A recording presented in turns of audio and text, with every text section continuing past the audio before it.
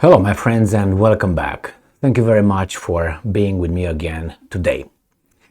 A very revealing article that actually shows a pattern, and it's right there in the open, is not hidden from us because people do not connect the dots. Are very clear. You just have to understand them and see what dot is related to what dot and how the whole racket works. And I'm talking about the arms transfers, or how the arms manufacturing businesses, arms businesses are actually in charge and doing a great profit out of this war. And it is a very clear circle. I'm not saying that these guys are doing exactly that, but the evidence suggests that might be the case. Let me show you this. This article comes from Ukrainska Pravda. I'm going to read only the title. US buying decommissioned Hawk missiles from Taiwan for Ukraine. That is, you buy food for the neighbor's kids, but don't give food to your kids, basically. Or I will put it in a different way. You are giving your own old wardrobe, all your button shirts and everything that you got, let's say you got about 100, you give it to your neighbors, and guess what you're going to do next? You're going to buy a new one. New ones. These are all used. You're going to give them away, but this cost money. Right? You didn't even use them. Cost money. But you go and change your wardrobe. Give it to that person over there, and then you're going to go and spend a ton of money from whom? To stock your wardrobe, your clothes, basically. So this is, I think, what's going on right here. This is not the first and the last example when countries somehow, Western countries, not Western countries, not leaders, people in charge of countries, elected officials and other weasels, they determine that with the money from their population, with that money, they will buy new weapons because they will get rid of these ones and give it to Ukraine. So this is a reason. Oh, we're going to give it to Ukraine. Hey, we are depleted. How about we buy new stocks? And they're going to buy, not going to buy F-16s, they're going to buy F-35s. They're going to upgrade their military. Not necessarily that is what it was needed, but this is the chance. The problem over there, oh, poor neighbor, he's in bad shape. I'm going to give him everything, and then, honey, I got to go and buy new wardrobe. Well, we don't have money. We're going to borrow more. That's what's happening. How do you think the Americans will buy, the military-industrial complex, will buy the weapons for Ukraine? Who's paying for that? Not. They're just fine. They determined that for us. The decision was made by them. Why? Because we worked within the system. We voted for some of them. Now, here we are. So they take our money, pay South Korea, get that weapon, give it to Ukraine, and then South Korea will need more weapons. These are decommissioned. But these are decommissions. That means what? What do I need to pay for them?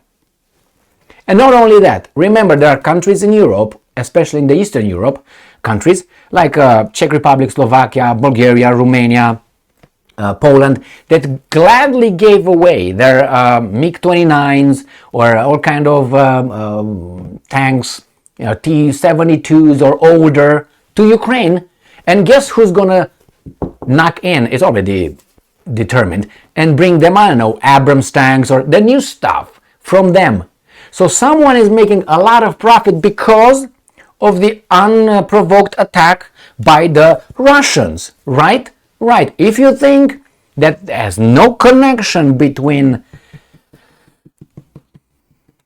the unprovoked attack and these guys are just lucky, man. These guys with arms manufacturing companies are just lucky. The same with the banks. Who do you think is going to pay those guys to buy those things? The banks. The banks are going to give the money to the politicians who are going to go and beg the bankers. It's another racket over there. And they're going to get the money, and with that money, we're going to give this to our societies that are economies that actually are working in deficit. I just covered an article here. Let me show you if I still have it up. Yeah, right here. Let me show it to you. I just covered this in a video. So the US budget deficit nearly triples in 9 months, my friends. 9 months. Check that video. I just posted a minute ago. And we're doing just fine. Just fine. We're going to buy those, give it to Ukraine. What money?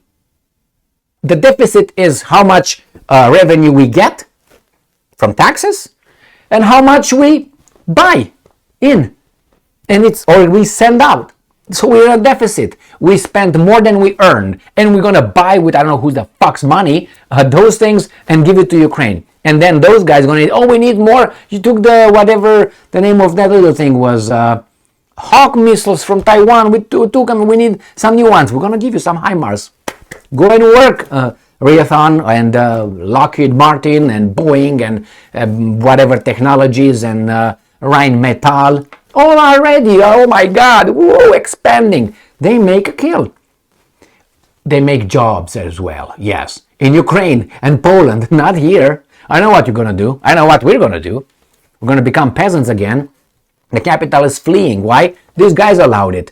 Globalization, NAFTA, and BS. That should never have happened. Never. Never. Because then you have people, after you invest in other countries, you're going to have certain countries looking at you and say, hey, you owe me this and that, reparations for that. Well, I shouldn't have given you anything. I should have left you there. Left you there. And just take your oil. And I will find you there. I will take your oil. You didn't even know what oil was. I take the oil and that's it. Or I take, I don't know, whatever resources I need from your country. I don't have to invest in your country. I don't have to. I'm just going to pay the right people with whatever I'm going to pay them.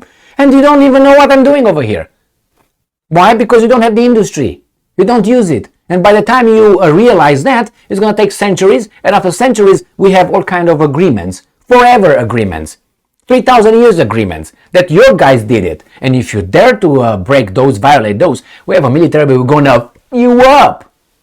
Alright? But hey, you invest that, help them, and then they say, hey, you did this, colonialism and this. Really? Really? Anyway, that's a different story. The same here. Who's paying for this? Why do you think China is where it is right now? And now all my Chinese friends are going to be like, oh my God, no, that's not true. Well, remember how China was before the American and the Western investment poured into China. Technology and investment. Where was China? Well, you can look in 79, 80 something. That's when China jumped. That's when these guys said, hey, how about some this? How about some NAFTA? How about some this? How about some globalization investment?